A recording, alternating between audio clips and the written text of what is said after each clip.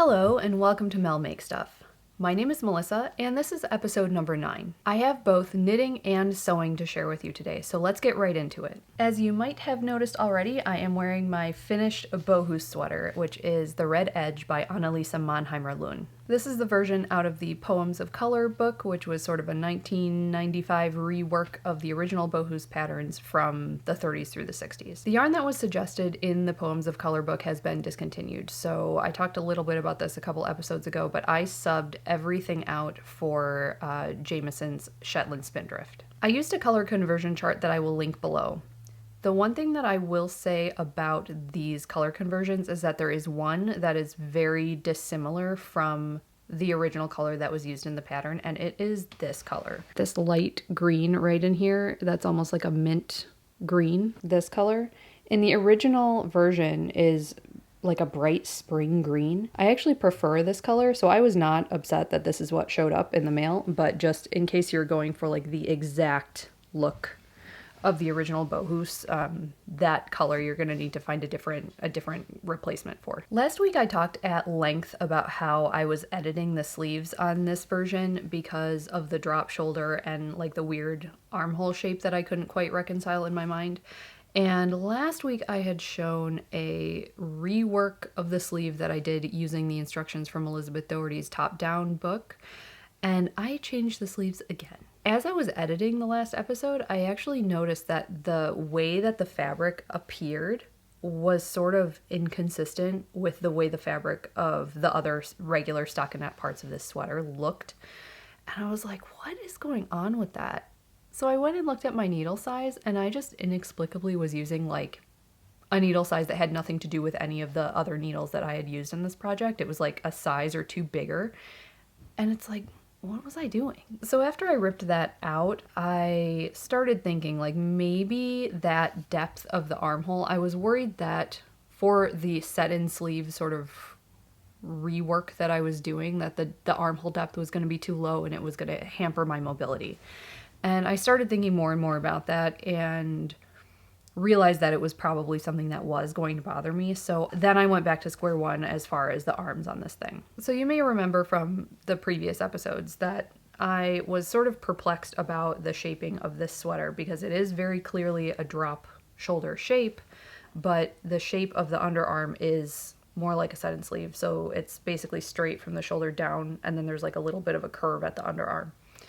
And I did not know how to deal with this. And after I had sort of nixed the idea of the set-in sleeve that I had done in the last episode, I went to my knitting books, and I couldn't really find a whole lot of great solutions there.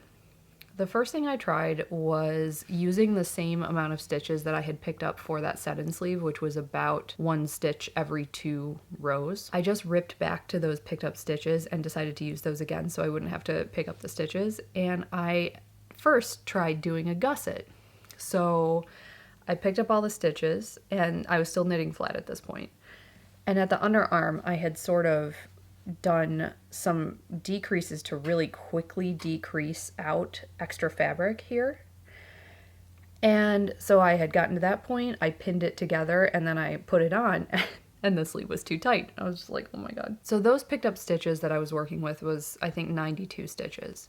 I decided, okay, I'm going to pick up 125 and do the same thing. And then it was too big, and I was like, I just can't. I can't believe I'm doing this again, but I am. So I ripped it out at that point. It was just like, okay, whatever, this is just going to be one of those projects. So the sweet spot was I ended up picking up 113 stitches around this armhole, and I did a series of decreases that were not gusset style decreases. So it wasn't like I was creating a triangle of fabric here or really decreasing out those stitches, but instead just using the regular decrease, like where if you're knitting in the round, which I was at this point. So I decided, I'm better at visualizing shaping and things like that in the round. Like it's harder for me if it's knit flat. So I just decided, you know what, I'm going to pick this up in the round and do the sleeve in the round. So when you're decreasing in the round, usually patterns are written so that you have, your beginning of round is at the underarm, and then you decrease 1 stitch either side of that marker for your beginning of round. So really all the shaping happens on the bottom of the sleeve.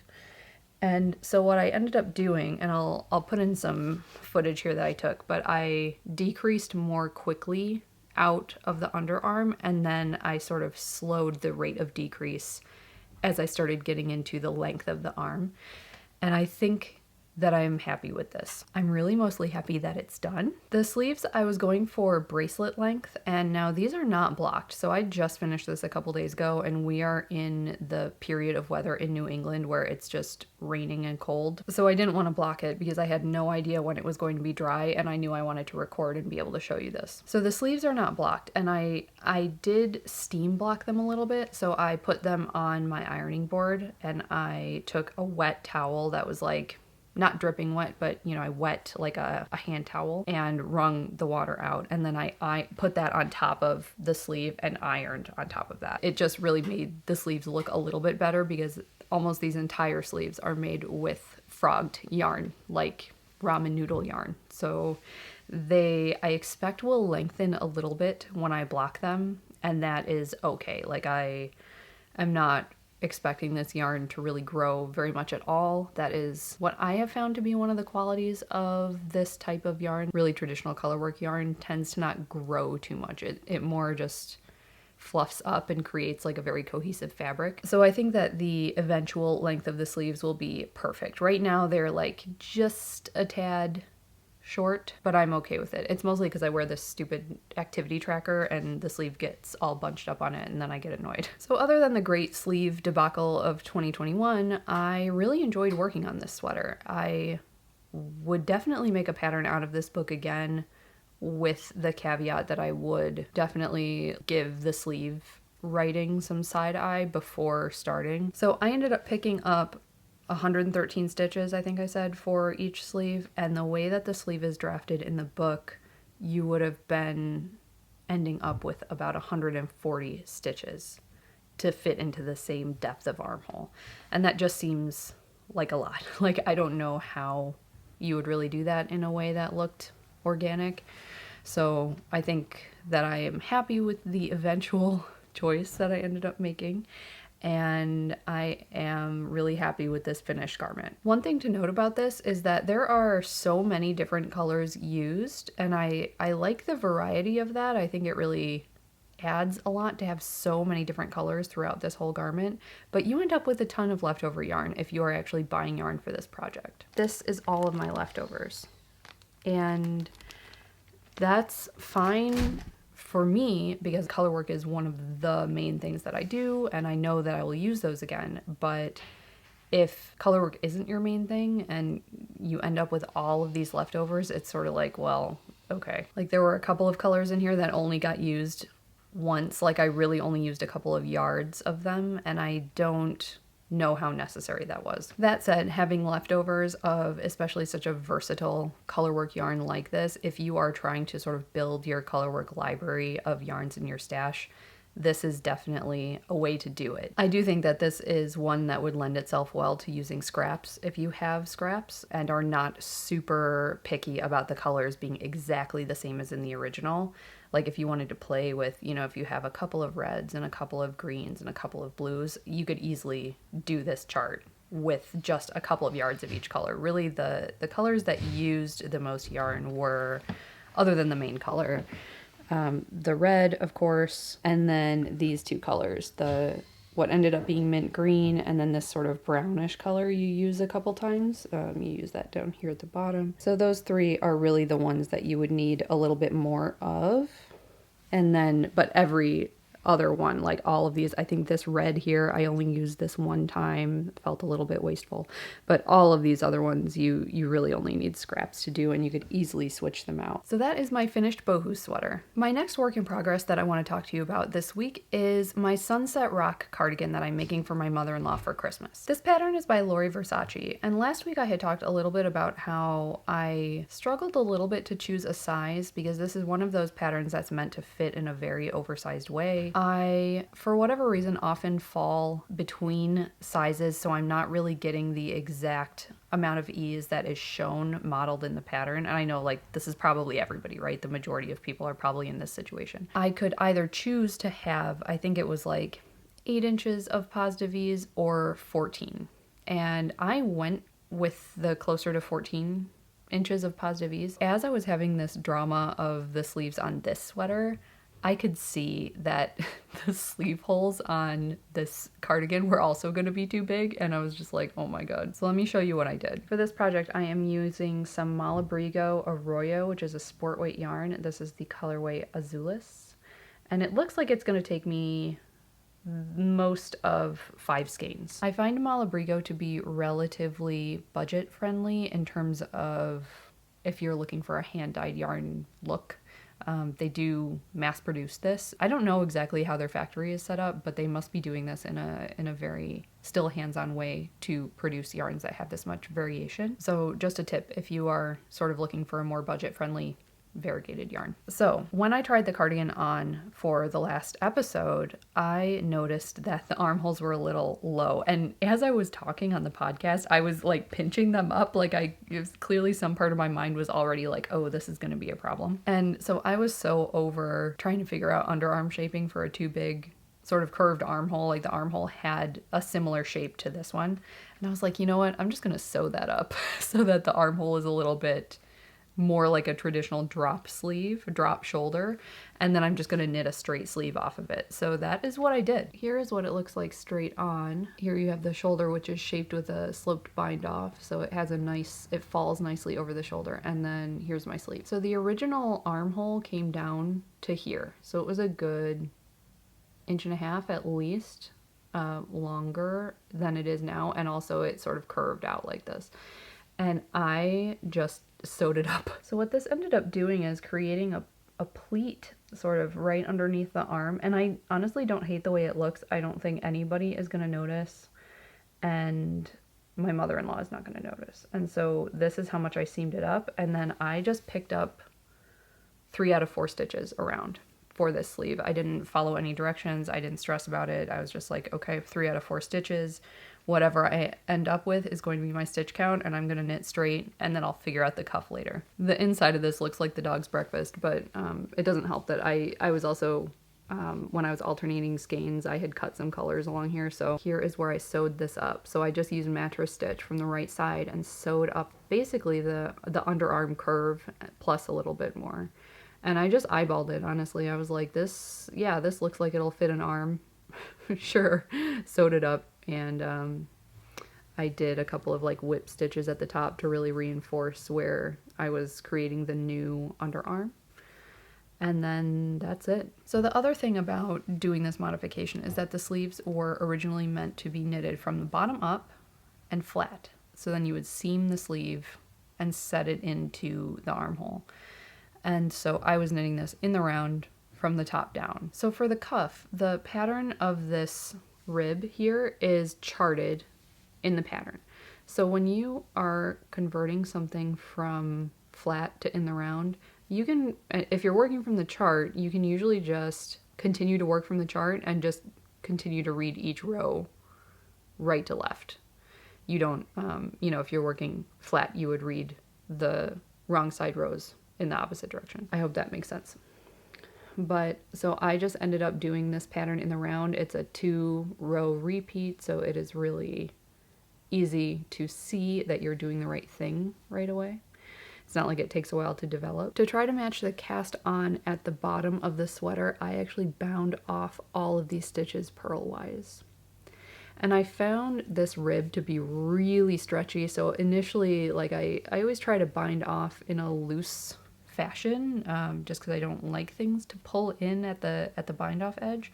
But this, I had done about maybe 15 stitches of the bind off, and I was sort of trying to be a little bit on the loose side, but I wasn't doing like a particularly stretchy bind off or anything. I was doing a traditional bind off, and it was just sort of splaying out in this unpleasant way. So I took that back, and then I actually like really used a lot of tension as I was doing this cast off. I think that this is a pretty good match for this, which is the bottom hem. Again, it's sort of one of those things that I am going to be the only person who notices. Like my mother-in-law is not really going to notice that. So when it came to the shaping of the sleeve, I had picked up 61 stitches. That was just my number that I picked up. And to get this pattern to work in the round, I needed a multiple of 6. So with 61 stitches, I could either decrease 1 stitch and then have my multiple of 6, or I could decrease 7. And I knew I needed to decrease more than 1 because I didn't want my cuff to be basically as wide as the whole sleeve, so I needed to do more decrease rounds than that. So I decided to do the decreasing 7 so that I would end up with 54, is that it? And so I did that in 3 rounds. So I did 2 rounds of 2 decreases per round. And then on this round right before the cuff, I did 3 decreases. So I decreased 1 on either side of the beginning of round marker, and then I did another one just randomly over here.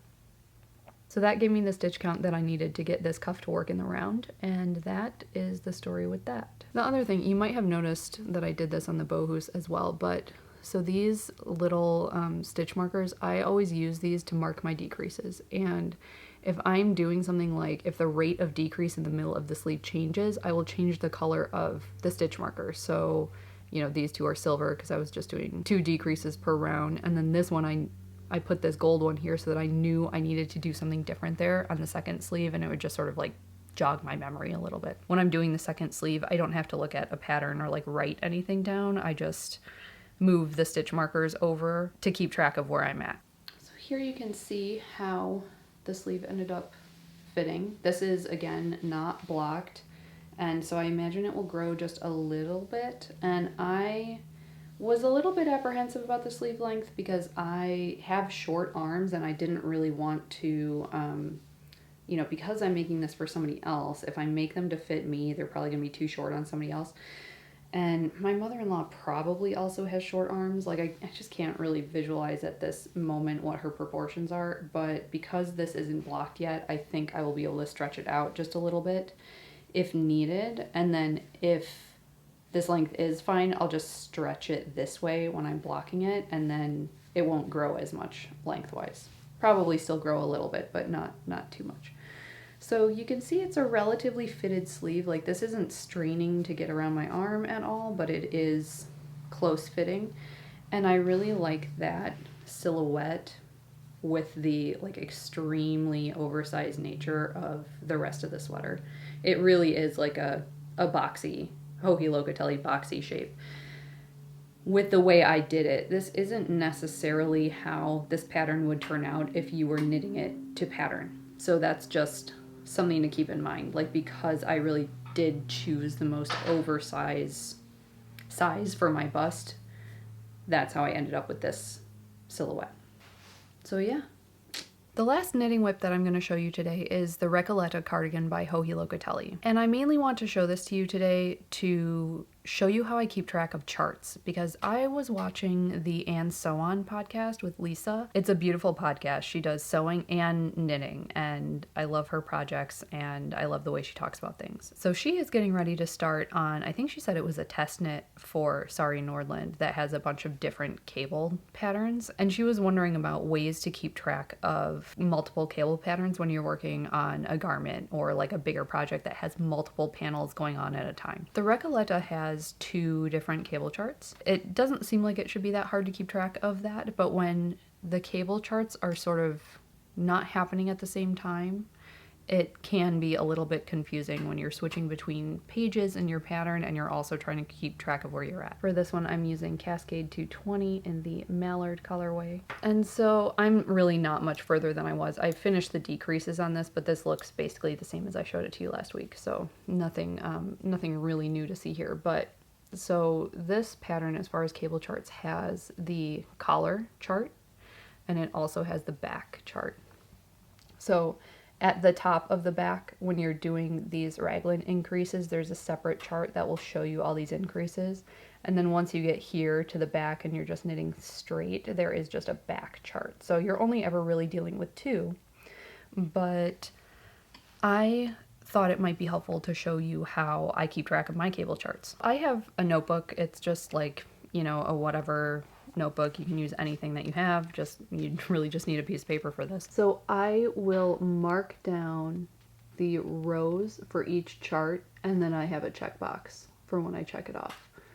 Here at first I was tracking like my progress per day, which I stopped doing.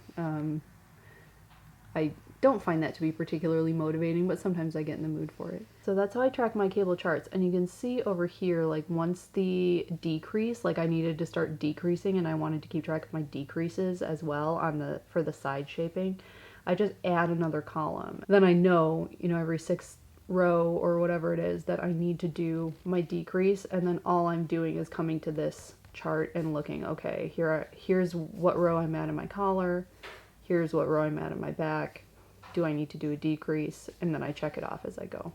This can get more complicated, especially with a complicated pattern. Like Sari Nordland tends to write things that have a lot of different charts, which is part of what makes her design so beautiful. So this is an example of when I made the Sawyer pullover by Sari, and it has 4 different charts going on at a time. So you start off and you think, oh, this isn't a big deal, right? I'm always on row 1, I'm always on row 2, but then all of these 4 charts have different row counts. So as soon as you get through that first pass at them, all of your rows, like this isn't going to happen again, so you end up having all of these being on different rows of each chart. And so this is, for me, the best way that I have found to keep track of this. I have heard that there are like little devices out there, like I feel like I've seen these somewhere in my memory where they're like, they almost look like a little circle, like cardboard circles on top of each other, and you sort of move them around and they somehow help you keep track of where you're at.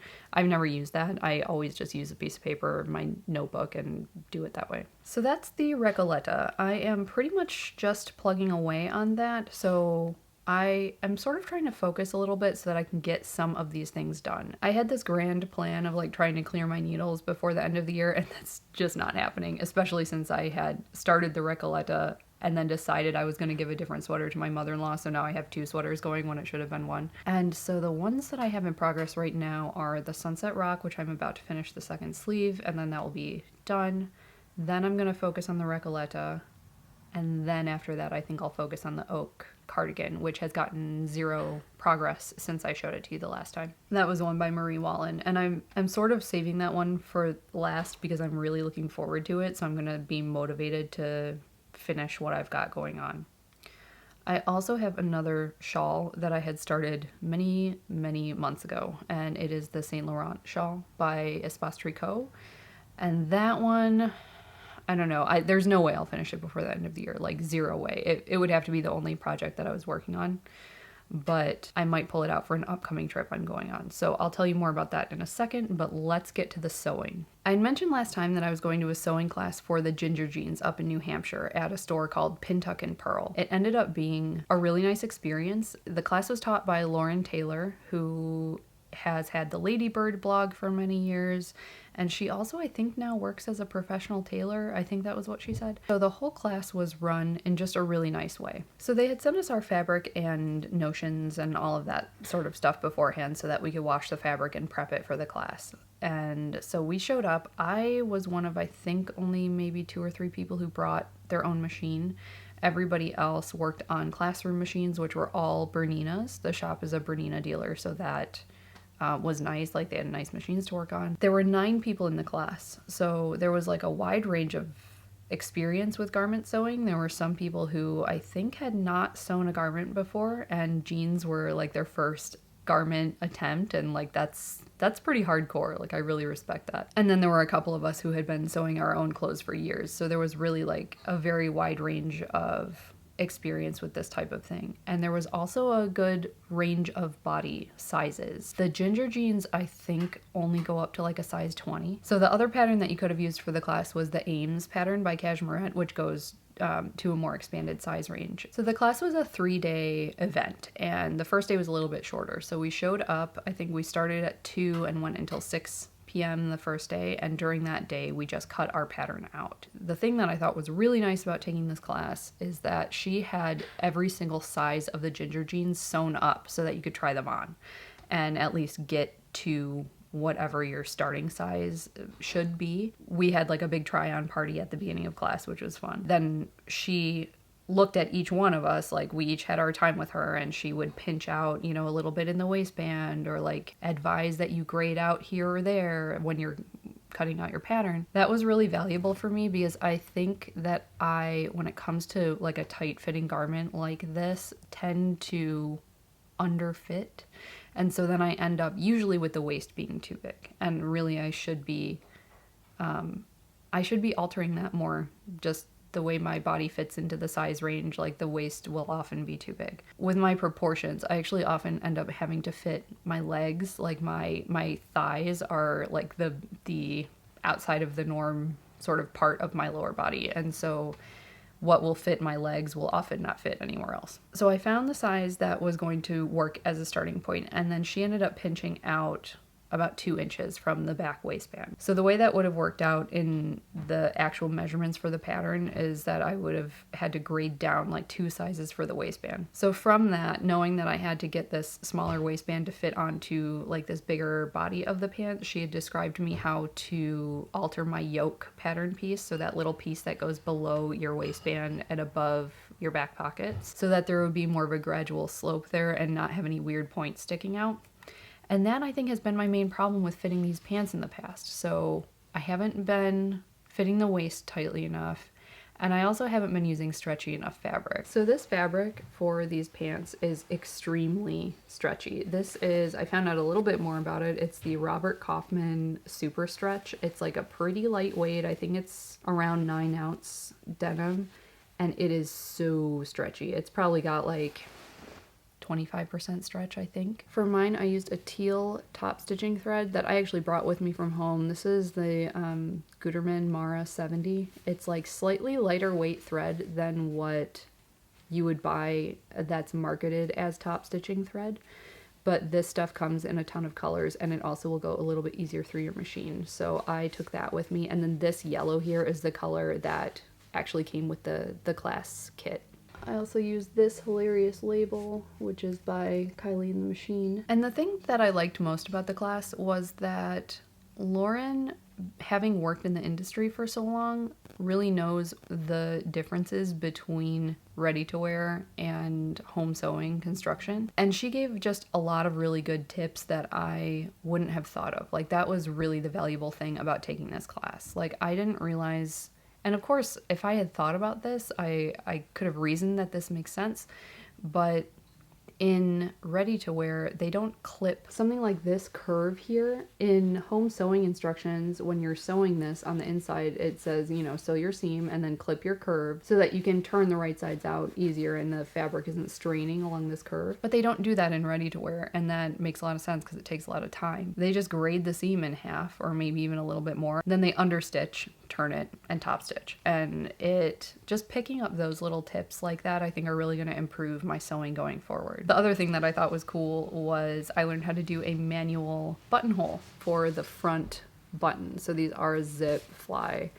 And so this is really the only buttonhole that I had to make. And I mean, it looks, you know, this is how it looks. This is probably how your ready-to-wear jeans look too, with all these little threads coming out. But I was very pleased with making a manual buttonhole. I was always using my automatic buttonhole foot to do buttonholes in the past, and I didn't realize, like, I never looked closely enough at a ready-to-wear garment to see that most of the ones that I have now observed have actually been done like this. I also had a little bit of time when we were playing around with doing the top stitching on the back pocket, so I tested out a lot of my little decorative stitches on my machine, which is sort of cool, although this one was where I broke my needle. My machine got super grumpy towards the end of the night. This was on day 2, I think. So that was the class. I didn't really know what to expect because I had never been to a class before. Like, I've never taken a class, really, when it comes to any of this stuff that I do with my hands. And so this was the first time, and I didn't know where I was gonna be. Like, at first I was trying to get through every step super fast because I was like, oh, I can't fall behind and then I'm gonna get stressed, you know? But actually it turned out that I really know what I'm doing. It validated a lot of the skills that I have built up organically over the years, which felt really good. Like, I definitely got to this place through a lot of trial and error. Like, I was thinking back to my very first pair of pants, which were like a McCall's pattern. They were culottes, and I didn't know what understitching was, and I also didn't know when to finish any of my seams. And those big 4 patterns don't always tell you that. And so like it was just a complete cluster. Like they, I think, fell apart after maybe 2 wears. Like I had no idea what I was doing, you know, but that was, I guess that was in 2015, and everything since then has just been progressively getting better, so it was just a nice experience. The last thing I have to talk about today is actually a quilt. At the beginning of the year, I had shown an in-progress quilt that I was making. I was hand quilting at that time, and I have since finished that, so I'll put in a little bit of footage of that. So this quilt was a free pattern from Purl Soho. I can't find it anymore, but it is just a basic star quilt, so I'm sure that you can probably find a free version of this many different places. And I had machine pieced the top of this quilt because I needed to get it done really quickly. I was going on a retreat with some friends who were quilters, and I needed them to show me how to get my batting and my backing, all of that stuck on, and get started with hand quilting, so I had to like sort of bang it out. So I ended up machine piecing the top. I really enjoy this quilt and how it turned out. I use it on the couch all the time. It's like all of the animals want to be on that blanket at all times. It's just a great quilt. But for my next one, I sort of wanted to hand piece because that is sort of a family tradition in my family. My grandmother on my dad's side was raised on a farm in Missouri, and quilting was sort of just what they did. Like she also crocheted, I think, but I don't know how much of a knitter she was. And she was born in 1909. So by the time I came around, she was sort of old. And I was too young to really like know the questions to ask to really get her side of that family history. She passed away a number of years ago, but I do have a lot of these quilts that she had made. And so the process, you know, way back in the day was that somebody would make the quilt top, and they were pieced by hand usually, and then would get together with all of the sisters or all of the women in the family, and they would all quilt it together so it would actually get done in a timely fashion. So we've always had these hand pieced and hand quilted quilts around, and that was just normal to me. Like I didn't fully internalize like really the amount of work that goes into something like that. And we always just used them. Like I'd take them on picnics, I'd have them on my bed, we would just wash them like they're normal items, you know, like using these quilts that are 100 years old. Some of them are not in as good of repair anymore because they have been used, you know, like they were meant to. And when I look at the ones that I have and I still use on my couch now and then, and I see the hand stitches, and like you can tell, oh, somebody else was quilting this part of the quilt because the stitches are just a little bit different. Like they have a little bit of a different personality, or, you know, oh, this person leaves her knots on the outside. She doesn't pull them through to the inside, like whoever it was who was quilting in this area, you know? So since this is sort of like a family legacy, I felt like I needed to do this. Like I needed to, you know, now that I had the experience of machine piecing and hand quilting, I really wanted to hand piece another one. I had gotten a book, and I bought this book used, so I have no idea like what a person might pay for this, but the original price of this book was $29.95. But this is Quiltmaking by Hand by Jinny, Beyer. And I'm sure that quilters out there are like, oh yeah, duh, I know who that is. But I had no idea who this person was. This quilt on the cover is just like, what in the world? This is an entirely hand-pieced quilt.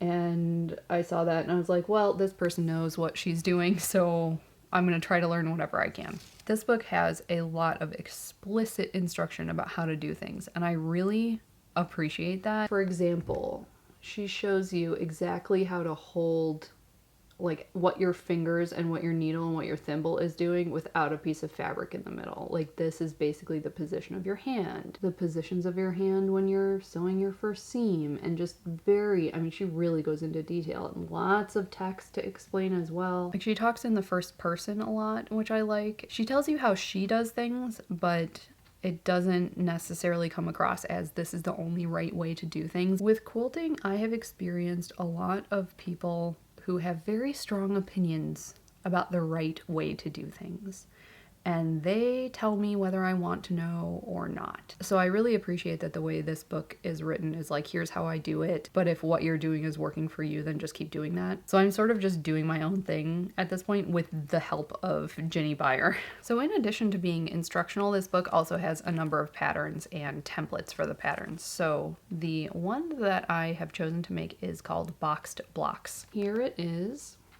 And it looks like a star quilt from this far back, and really, it really tricks the eye. The entire thing is made up of 60-degree diamonds, and the diamonds are assembled in such a way that, so this pattern is actually, what is this called? Tumbling blocks? I think it has a number of different names, but you basically assemble what looks like a 3D. Let me see if I can find another picture actually. Yeah, this quilt is basically a riff on this. So this is, it's called tumbling blocks in this book. But this, you can easily see how it's constructed with all of these different sort of 3D looking blocks. And so this one that I'm making is actually a variation on that, but because of the way that you arrange the light and dark colors, when you put them together, it looks like a star quilt. One of the things that drew me to this particular pattern, other than I really like star quilts, and initially I thought it was one of those, is the colors. I really like these sort of muted fall colors. Like, there are so many different colors in here, and this I think was made with scraps, like actual scraps. Like, there are very few colors that are reused throughout this, and I don't have a fabric stash really for quilting because I don't really do this all that often. So I knew that I was going to be buying fabric for this, and I wanted to try to buy as many different types of fabric as I could, or as many different patterns as I could. You know, I'm course using quilting cotton for this. I am lucky enough in my tiny town of like population a couple of thousand people to have a really nice quilt shop in town. I went over there just to see what they had for this. I knew generally how much fabric I needed. It tells you exactly in the book, but I just sort of wanted to start with a group of fabrics and then sort of expand on them as I went. So the book advises that you have to get some colors that are light, some that are you're going to consider medium, and then some that are dark. I just went to see what they have, and they have such a variety of beautiful, like high quality quilting fabrics that I had a little bit of overwhelm, but then I noticed that they had both a scrap table where you can buy by the ounce. I think it's by the ounce. They weigh it out for you at the register. And they also had fat eighths. And so, because fat quarters, when you're making a quilt that is this pieced, can actually go quite a long way. I didn't really want to buy fat quarters because that would give me so much of that one fabric throughout the whole quilt. So I ended up buying a bunch of fat eighths and a bunch of scraps, brought them home, washed them, and just got started. So here is a little sample of what these are looking like. So here are a couple different blocks that I have done. I am working entirely by hand piecing. I'm not pressing my seams. According to Jinny, she doesn't really do that until the whole thing is assembled, because you can, I guess with something that is, with all of the pieces cut on the bias, it can distort the piece. And my cutting is also not always the most accurate, so I just really didn't want to distort this more than necessary. So I am not ironing. I really just sort of finger press the seams in between. And so the way these are assembled is that you have the two light colors here, then you have your three medium colors here, and then your dark ones are here. And so then as you join them, eventually, I'm just assembling all these blocks, but eventually when I join them, the light colors will meet up and create that star effect. So I'm using a mix of traditional and modern prints. I just sort of chose what I liked mainly for the color. You can see like some of these are not super dark. Like, I'm not being very literal. I mainly just chose fabrics that I liked, and then when I got them home and looked at them all together, I was like, okay, these are sort of in the medium range based on what I have here already. And so this is my hand-pieced quilt. So I had started this a couple of months ago before the Christmas knitting sort of ramped up, and so this has fallen by the wayside, but I have about a quarter of the squares that I need. So I think I need 97 of these blocks, and I have 20 something, 25, 26, something like that. That brings me to my upcoming trip, because I am trying to plan what projects to take with me on this trip, and I am going to what appears to me to be a relatively remote area of North Dakota. I don't really know, honestly. I haven't been to North Dakota since I was a kid.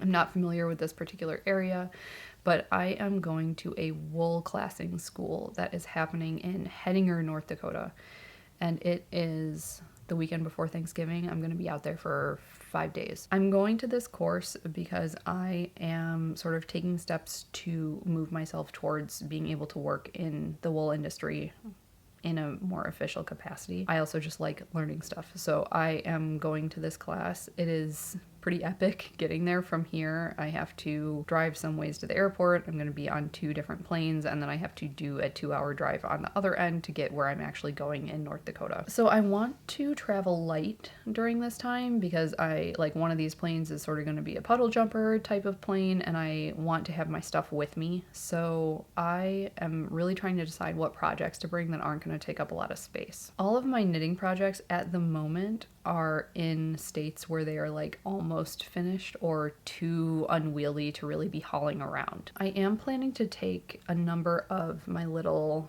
cut diamonds to make these blocks.